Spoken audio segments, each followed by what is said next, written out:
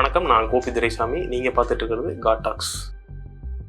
யூடியூப்பில் ஒரு சேனல் ஆரம்பிக்கிறீங்க, புதுசாக ஒரு பிஸ்னஸ் பண்ணுறீங்க, புதுசாக ஒரு லவ் பண்ணுறீங்க. உடனே என்ன பண்ணுறீங்க? உங்களுக்கு நம்பிக்கையான ஒரு நண்பர்னு இருக்கிற ஒருத்தனுக்கு கால் பண்ணி, மச்சான் நான் இதெல்லாம் பண்ணிட்டு இருக்கேன் அப்படின்னு சொல்லிட்டு ஃபுல்லாக எக்ஸ்பிளைன் பண்ணுறீங்க. ஒருவேளை நீங்கள் ஒரு சேனலோ ஒரு பிஸ்னஸோ வச்சுருந்தீங்கன்னா வாட்ஸ்அப்பில் உங்கள் சேனல் லிங்கையோ உங்கள் பிஸ்னஸ் லிங்கையோ போஸ்ட் பண்ணி உங்களுக்கு தெரிஞ்சவங்களுக்காக ஃபுல்லாக ஷேர் பண்ணுறீங்க. கல்யாணம் ஆன உடனே இன்ஸ்டாவில் வந்து கப்புள் ஃபோட்டோ போடுறீங்க. சொந்தக்காரங்கிட்ட நீங்கள் பண்ணுற பிஸ்னஸை வாங்குங்கன்னு சொல்லி அவங்கள மெசேஜாக போட்டு தள்ளி டார்ச்சர் பண்ணுறீங்க. கவலையே படாதீங்க. இதெல்லாம் நீங்கள் பண்ணிட்டு இருந்தீங்க அப்படின்னா கொஞ்ச நாள் ஒண்ணுமே இல்லாம போயிருவீங்க. வாழ்க்கையில வெற்றி அடைய இப்ப நான் சொல்ல போற விஷயம் ரொம்ப ரொம்ப முக்கியம். இன்கேஸ் இந்த சேனல் நீங்க புதுசா இருந்தீங்கன்னா, என் லைஃப்ல நான் படிச்ச விஷயங்கள்ல இந்த சேனல்ல வாரத்துக்கு ஒரு தடவை வீடியோவா சொல்லுவேன். உங்களுக்கு பிடிச்சா என்னை சப்ஸ்கிரைப் பண்ணிட்டு இந்த வீடியோ ஃபுல்லா பாருங்க. கண்டிப்பா இந்த வீடியோ உங்க வாழ்க்கையே மாற்றும். உண்மையிலே வெல்த்தை பில்ட் பண்ண மனிதர்களை நீங்கள் நல்லா கவனிச்சு பாருங்க. அவங்க பெரும்பாலும் ரொம்ப சாதாரணமாக இருப்பாங்க, சிம்பிளாக ட்ரெஸ் பண்ணியிருப்பாங்க, சிம்பிளான வாழ்க்கையை வாழ்வாங்க, சிம்பிளாக பேசுவாங்க. அவங்கள பார்த்து இவங்க சாதாரணமான ஆளு தான் அப்படின்றது நம்மளுக்கு தோணும். ஆனால் அவங்க வாழ்க்கையை கொஞ்சம் ஆழமாக தெரிஞ்சுக்கிட்டாதான் பல ப்ராப்பர்ட்டிஸு, பல இன்கம் சோர்ஸஸு, கடன் இல்லாத வாழ்க்கை, கம்ப்ளீட்லி ஃபினான்ஷியல் ஃப்ரீடம் எல்லாத்தையும் அமைதியாக பில்ட் பண்ணியிருப்பாங்க. பல 100 கோடி பணம் வச்சிருக்கிற ஓஜி பணக்காரங்க என்னைக்காவது கார் வாங்குற மாதிரி, பைக் வாங்குற மாதிரி வீடியோ போட்டு நீங்கள் பார்த்துருக்கீங்க? அவங்க கார் ஓட்டி பார்த்துருப்பீங்க, கார்ல இறங்குறத பார்த்துருப்பீங்க. ஆனா கார் வாங்குறத பெருமையா நான் வாங்குறேன்னு எக்ஸ்போஸ் பண்ணி பார்த்துருக்கவே மாட்டீங்க. அது ஏன்னு என்னைக்காவது யோசிச்சிருக்கீங்களா? அப்படியே இந்த பக்கம் சோஷியல் மீடியா ஓப்பன் பண்ணி பாருங்க. நார்மலா ஒரு 20,000 1 லட்சம் சம்பாதிக்கிற ஒருத்தர் புதுசா ஒரு வண்டி வாங்கியிருந்தா இன்ஸ்டால போஸ்ட் போடுறாங்க. புதுசா பணக்காரனான ஒருத்தன் லக்ஸரி கார் வாங்கியிருந்தா அதை பத்தி பெருமையா ஒரு போஸ்ட் போடுறாரு. ஃபாரின் ட்ரிப் போனா போட்டோ போடுறாரு. புதுசா பல அச்சீவ்மெண்ட்ஸை ஸ்டேட்டஸா போட்டு தள்ளுறாங்க. பாக்குற நமக்கே வாழ்க்கையை வாழ்றது இவங்க தான் அப்படின்னு நமக்கு தோணுது. ஆனா உண்மையான வாழ்க்கை கேமராக்கு பின்னாடி தான் இருக்கும். அந்த போட்டோக்கு பின்னாடி இஎம்ஐ இருக்கலாம், ஸ்ட்ரெஸ் இருக்கலாம், பெரிய பெரிய லோன்ஸ் இருக்கலாம், ஸ்லீப்லெஸ் நைட்ஸ் இருக்கலாம். அதனால ஒரு விஷயத்த நீங்க தெளிவா அண்டர்ஸ்டாண்ட் பண்ணிக்கணும். பணக்காரனா இருக்கிறதுக்கும் பணக்காரனா தெரியறதுக்கும் நிறைய வித்தியாசம் இருக்கு. உண்மையிலே அதிகாரத்தையும் பணத்தையும் நீண்ட காலம் வச்சுக்கிட்ட மக்கள் ஒரு விஷயத்த ஃபாலோ பண்ணியிருக்காங்க. அதுக்கு பேர் அமைதி. அவங்க எல்லாத்தையும் உலகத்துக்கு சொல்லிட்டு தெரியல, ஒரு வெற்றியும் பப்ளிஷ் பண்ணல. அவங்க பேசுறதை விட அவங்க ரிசல்ட் அதிகமா பேசியிருக்கு. இது இன்னைக்கு மட்டும் இல்ல, பல 100 ஆண்டுகளா கண்டினியூவா நடந்து வர்ற ஒரு பேட்டர்ன். அதனாலதான் இந்த வீடியோல நான் உங்களுக்கு மோட்டிவேஷன் கொடுக்க போறது இல்ல, நம்புங்க நினைச்சா முடியும் அப்படின்னு பேச போறது இல்ல. அதுக்கு பதிலா உண்மையிலே வெல்த்தை பில்ட் பண்ற மக்கள் ஃபாலோ பண்ற ஒரு சில மைண்ட் செட்ஸை பத்தி தான் நான் இந்த வீடியோல ஃபுல்லா பேச போறேன். சிங்கமா இருக்கிறத விட சில நேரங்கள்ல நிறைய வாழு. இந்த வார்த்தையை கேட்கும்போது சினிமால இருக்கிற ஒரு விஷயம் எனக்கு ஞாபகம் வருது. சினிமால நிறைய ப்ரொடியூசர்ஸ், செலிபிரிட்டிஸ் நம்ம கண்ணுக்கு லக்ஸரியா வாழ்ற மாதிரி தோணலாம். சக்சஸ், ஃபேமு, லக்ஸரி எல்லாமே அவங்களோட வாழ்க்கையில இருக்கிற மாதிரி தோணும். ஆனா வெளி உலகத்துக்கு தெரியாத ஒரு உண்மை இருக்கு. அந்த சக்சஸ்ஃபுல்லா வாழ்ற ராஜா வாழ்க்கைக்கு பின்னாடி யாருக்கும் தெரியாம அமைதியா நிறைய ஃபாக்ஸ் இன்வெஸ்டர்ஸ் இருப்பாங்க. அவங்க ஸ்பாட்லைட்ல இருக்கவே மாட்டாங்க, இன்டர்வியூஸ் கொடுக்க மாட்டாங்க, ஃபேன்ஸ் இருக்க மாட்டாங்க, ட்ரெண்டிங்ல கூட வர மாட்டாங்க. ஆனா அந்த ராஜாவா வாழ வைக்கிற சக்தி அவங்க கிட்ட மட்டும்தான் இருக்கும். அதனாலதான் யாருமே அவங்கள டார்கெட் பண்ண மாட்டாங்க, யாருமே அவங்களை கிரிட்டிசைஸ் பண்ண மாட்டாங்க, அட்டாக் பண்ண மாட்டாங்க. ஏன்னா பெரும்பாலான மக்களுக்கு அவங்க மாதிரி ஒருத்தர் இருக்கிறதே தெரியாது. ஆனா வெளியில தெரிகிற செலிபிரிட்டிஸ்க்கு ஃபேம் இருக்கும், ஃபேன்ஸ் இருப்பாங்க, அதுக்கு ஏற்ற மாதிரி ரிஸ்க்கும் இருக்கும். ஒரு படம் ஃப்ளாப் ஆனாலும், ஒரு கான்ட்ரவர்சி வந்தாலும், ஒரு தவறான டிசிஷன் எடுத்தாலும் முதல்ல பாதிக்கப்படுது அவங்களோட இமேஜ். ஃபாக்ஸ் இன்வெஸ்டர்ஸ்க்கு முக்கியமானது ஒரே ஒரு விஷயம் தான், பணம் எப்படி வேலை செய்யணும், அது எப்படி திரும்ப வரணும். இது ரெண்டுமே அவங்களுக்கு நல்லாவே தெரியும். வெளியே ராஜா மாதிரி தெரிகிற பல செலிபிரிட்டிஸோட பல முடிவுகளுக்கு பின்னாடி இருக்கிற ஒரே ஆள் அந்த ஃபாக்ஸ் இன்வெஸ்டர்ஸாக தான் இருப்பாங்க. இது சினிமால மட்டும் இல்ல, பிசினஸ்ல, பாலிடிக்ஸ்ல, ஸ்டார்ட் அப்ல, ஒரு இண்டஸ்ட்ரியிலையும் இதே பேட்டர்ன்.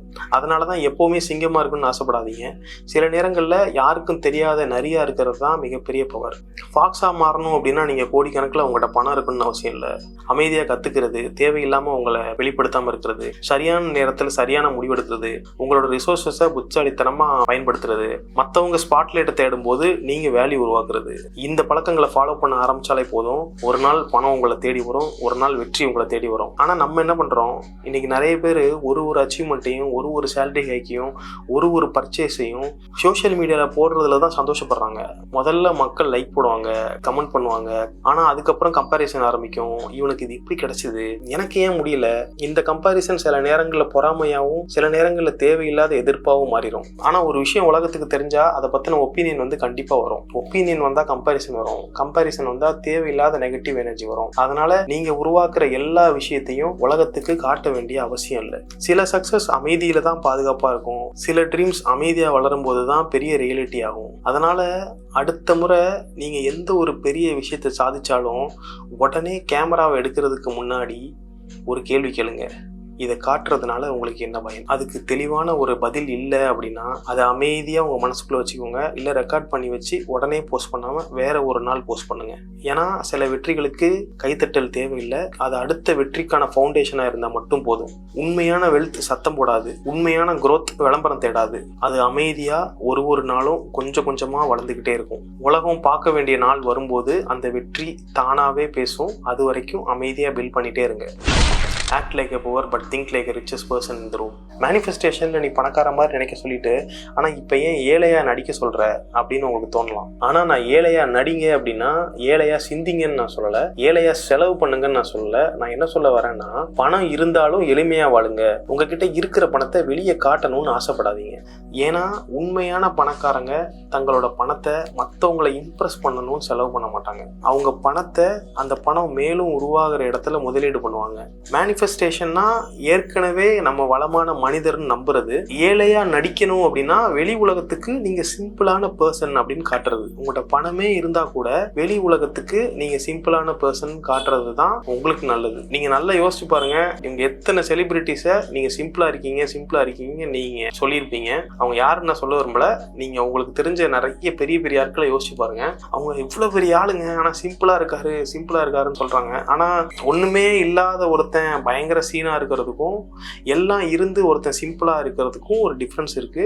அதை தான் நான் சொல்ல வரேன். நம்ம வாழ்க்கை ஒரு வாட்டி தான், செலவு பண்ணி வாழ்த்து பார்த்துட்டு போயிடலாம் அப்படின்னு நம்ம சொல்லலாம். ஆனா நான் என்ன சொல்ல வரேன்னு தெளிவா புரிஞ்சுக்கோங்க. நீங்க எவ்வளவு வேணா சம்பாதிங்க, எவ்வளவு வேணா செலவு பண்ணுங்க. ஆனா உங்ககிட்ட நிறைய செல்வ வளம் இருக்கு அப்படின்ட்டு இல்லாதப்ப இருக்கிற மாதிரி காட்டாதீங்க, இருக்கிறப்போ இருக்கிறதா காட்டாதீங்க. உண்மையான ரிச் மைண்ட் செட், என்கிட்ட பணம் இருக்கு ஆனா நான் அதை புத்திசாலித்தனமா பயன்படுத்துறேன்னு யோசிக்கும். என்கிட்ட பணம் இருக்கு அதனால ஒரு பொருளை வாங்கி நான் எல்லாருக்கிட்டையும் காட்டணும்னு யோசிக்காது. அதனால பணக்காரன் மாதிரி சிந்திங்க, எளிமையா வாழுங்க, அமைதியா சொத்துக்களை உருவாக்குங்க. அதுதான் நீண்ட காலத்துக்கு உண்மையான பணக்காரனா உங்களை மாற்றும். எதுவுமே இல்லாதவன் தாங்கிட்ட இருக்கிற சின்ன விஷயத்த கூட இந்த உலகத்துக்கு காட்ட நினைப்பான். நான் உண்மையிலே நிறைய சாதிச்சவன் எவ்வளவு குறைவா பேச முடியுமோ அவ்வளவு குறைவா தான் பேசுவான். ஏன் தெரியுமா? அவனுக்கு ஒரு உண்மை தெரியும். ஒரு வார்த்தையும் ஒரு சக்தி, ஒரு தகவலும் ஒரு சொத்து, ஒரு ரகசியமும் ஒரு ஆயுதம். இப்போ நான் உங்களோட சொன்ன ட்ரிக்கெல்லாம் யூஸ் பண்ணி ரீசெண்டாக பண்ண ஒரு விஷயத்த நான் சொல்றேன். யூடியூப்ல February மாதம் இந்த சேனல் ஆரம்பிச்சேன். கிட்டத்தட்ட இப்போ நம்ம சேனல்ல 19,000 சம்திங் சப்ஸ்கிரைபர் இருக்காங்க. 20 லட்சம் பேருக்கு மேல என்னோட சேனலை இது வரைக்கும் பார்த்துருக்காங்க. ஆனா இந்த 19,000 சப்ஸ்கிரைபர்ல ஒருத்தர் கூட எனக்கு தெரிஞ்சவங்க கிடையாது. இந்த சேனலை ஆரம்பிச்சதுல இருந்து யாருக்கிட்டையுமே இந்த மாதிரி நான் ஒரு சேனல் வச்சிருக்கேன்னு சொல்லவே இல்லை.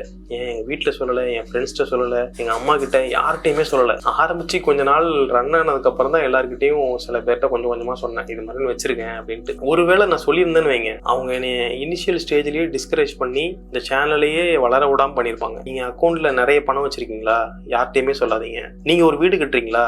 ஃபைனல் ஒர்க் முடிஞ்சு பூட்டு போடுற வரைக்கும் எல்லார்கிட்டையும் சொல்லாதீங்க, முடிஞ்சதும் சொல்லுங்க. கிரெடிட் கார்டு வச்சிருக்கீங்களா? அப்படி ஒண்ணு இருக்கு அப்படின்னு யார்கிட்டையுமே சொல்லாதீங்க. ஒரு பொண்ணும் நீங்களும் லவ் பண்றீங்களா? அப்படி ஒரு லவ் இருக்குன்றத உங்களுக்கு தெரிஞ்ச எல்லார்கிட்டையும் சொல்லாதீங்க. உங்க லவ்வுக்கு இடையில தேர்ட் பர்சன் ஒருத்தனை கொண்டு வரவே வராதீங்க. உங்களுக்குள்ள என்ன நடந்தாலும் அதை உங்களுக்குள்ளே வச்சுக்கோங்க. ஒரு தேர்ட் பர்சன்ட்ட உங்க லவ்வை பத்தி சொல்லவே சொல்லாதீங்க. நீங்க ஃபாரின் போறீங்களா? ஃபிளைட் ஏறி இமிகிரேஷன் தாண்டி அந்த நாட்டுல கால் வைக்கிற வரைக்கும் இன்ஸ்டால போஸ்ட் போடாதீங்க.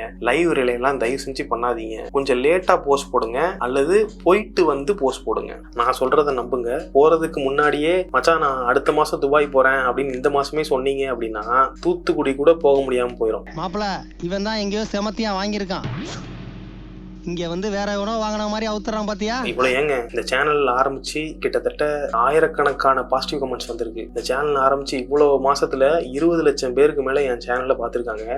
ஒரு நெகட்டிவ் கமெண்ட் கூட யார்கிட்ட இருந்துமே வந்தது இல்ல. இந்த யூடியூப் அல்காரிதம் இந்த சேனல்ல கொண்டு போய் எனக்கு தெரிஞ்ச ஒருத்தன் கிட்ட கொண்டு போய் சேர்த்துருச்சு. என் மூஞ்ச பாத்துட்டான். அவன் பார்த்த உடனேயே ஒரு கேவலமான ஒரு கமெண்ட், நெகட்டிவ் கமெண்ட்டை எனக்கு தெரிஞ்ச ஒருத்தன் தான் போட்டான். சோ அவன் யாருன்னு எனக்கு தெரியும், ஆனா ஃபேக் ஐடில இருந்து போட்டான். அதனால எனக்கு எக்ஸாக்டா அவன் தானே அப்படின்னு தெரியல. இதை பார்த்துக்கிட்டு இருந்தான்னா அவனுக்கு தெரியும் நம்மளை தான் சொல்றான் அப்படின்ட்டு. உங்களுக்கு தெரிஞ்சவ மாதிரி ஒரு ஆபத்தான மனிதன் வந்து கிடையவே கிடையாது நண்பர்களே. தெரியாதவனை, தனக்கு சம்பந்தம் இல்லாதவனை வளர்க்கறதுல இந்த உலகத்துக்கு எந்த பிரச்சனையும் இல்லை. எனவேதான் நான் தெரியாத உங்களை நம்பினேன், நீங்களும் அதை தான் பண்ணணும். உங்களை பத்தி ஆழமா தெரியாதவரை ஒரு மனிதனால உங்களை ஒண்ணுமே பண்ண முடியாது. உங்களோட நெகட்டிவ் சைடு தெரிஞ்ச ஒருத்தனால உங்களுக்கு என்ன ஆபத்து வேணா வரலாம். நல்லா யோசிச்சு பாருங்க. உங்களுக்கு வர்ற எல்லா பிரச்சனையும் உங்களை சுத்தி இருக்கிற ஒரு 10-15 பேர்னாலதான் வரும். தெரியாத சில லட்சம் பேர்கிட்ட ரீச் ஆகிறதுக்கு தெரிஞ்ச சில பேர்கிட்ட சொல்லாம இருக்கிறது ரொம்ப ரொம்ப முக்கியம். நான் அனுபவிச்சு ஸ்ட்ரிக்டா சொல்றேன், உங்க லைஃப் உங்களோடது. சில விஷயங்களை எல்லாருக்கும் சொல்லணும்னு அவசியமே கிடையாது. ரிசல்ட்டை மட்டும் இந்த உலகத்துக்கு காட்டுங்க.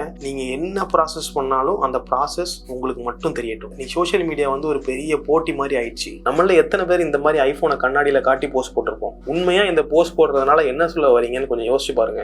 என்ன மாதிரியான மனநிலை இந்த போஸ்ட் போட நம்மளை தூண்டுச்சு? நீங்க நல்லா இருக்கிற மாதிரி லைவா காட்டணும்னு நீங்க ஆசைப்பட்டீங்கன்னா கண்டிப்பா சொல்றேன், கொஞ்ச நாள்ல உங்க லைஃப் நல்லா இல்லாம போயிடும். கொஞ்சம் அடக்கி வாசிங்க, அது உங்க வாழ்க்கைக்கு நல்லது. நான் இன்னொரு விஷயத்தையும் நான் தெளிவா சொல்லணும். நல்ல ட்ரெஸ் போடுறது தப்பு இல்ல, குவாலிட்டியா வாழ்றது தப்பு இல்ல, நீங்க ஆக விரும்புற மனிதரை போல உங்களை பிரசன்ட் பண்ணிக்கிறதுல எந்த தப்பும் இல்ல. அது உங்களோட செல்ஃப் இமேஜை மாத்தும், அது உங்களோட கான்ஃபிடன்ஸை வளர்க்கும். உங்க மைண்டுக்கு நான் இந்த வாழ்க்கைக்கு தகுதியானவன் அப்படின்ற ஒரு சிக்னல் கொடுக்கும். ஆனா ஒரு செலவுக்கும் ஒரு நோக்கம் இருக்கணும். உதாரணத்துக்கு நல்ல கார் வாங்குறீங்கன்னா அது உங்களோட பிசினஸ்க்கு உதவுதா, உங்க ஃபேமிலிக்கு கம்ஃபர்ட் கொடுக்குதா, உங்க வாழ்க்கையில உண்மையிலே ஒரு வேல்யூ சேர்க்குதா அப்படின்னா அந்த கார் வந்து எக்ஸ்பென்ஸ் கிடையாது.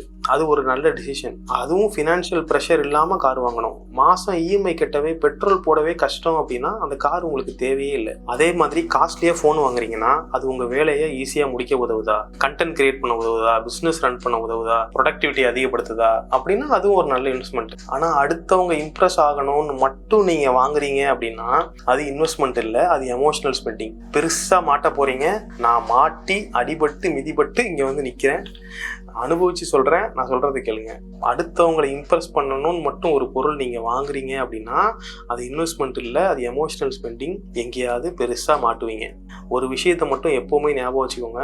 ஒரு பொருள் வாங்குறதுக்கு முன்னாடி இது என் வாழ்க்கையை முன்னேற்ற போகுதா, இது எனக்கு வேல்யூ உருவாக்க போகுதான்னு கேளுங்க.